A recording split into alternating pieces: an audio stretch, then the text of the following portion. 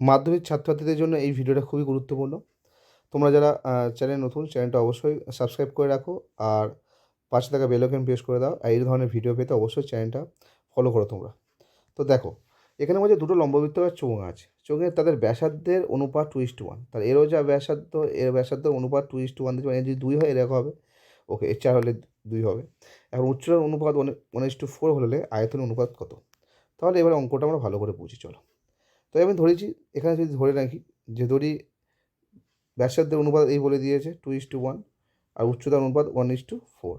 তো আমি ধরি, এখানে লিখে দিয়েছি শর্টকাটভাবে বোঝাবার জন্য, ধরি উচ্চতার ব্যাসার্ধের অনুপাত 2x, ব্যাসার্ধ একজনের 2x, একজনের 1x, আর উচ্চতা একজনের 1y আর একজনের 4y, এই হিসেবে ধরলাম। ধরে নিয়ে এখানে লিখলাম। এখন আমরা আয়তন অনুপাত, তা চোঙের আয়তনের সূত্র কি? পাই আর স্কোয়ার এইচ। তো এটা হলো প্রথম জনের জন্য R1 আর H1 লিখেছি, মানে প্রথম জনের ব্যাসার্ধ আর প্রথম জনের উচ্চতার ক্ষেত্রে R1 আর H1, আর দ্বিতীয় জনের ক্ষেত্রে R2 আর H2। তো যাই হোক, এখানে পাই আর স্কোয়ার এইচ, এখানেও পাই আর স্কোয়ার এইচ। তো প্রথম জনের আর কত? প্রথম জনের আর 2x, তো এর জায়গায় 2x। আর প্রথম জনের এইচ কত? 1, তাই এখানে 1y লিখেছি।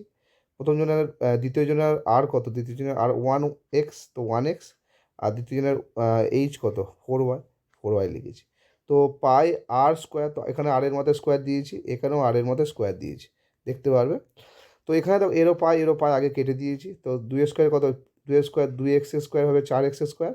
এখানে 1y মানে y, আর এখানে এক স্কোয়ারের কোনো লিখে লাভ নেই, তো এক্সের মধ্যে স্কোয়ার দিলাম, 4y বসে আছে। তো এই এক্স স্কোয়ার কেটে গেল, এই ওয়াই কেটে গেল, এই 4 কেটে গেল।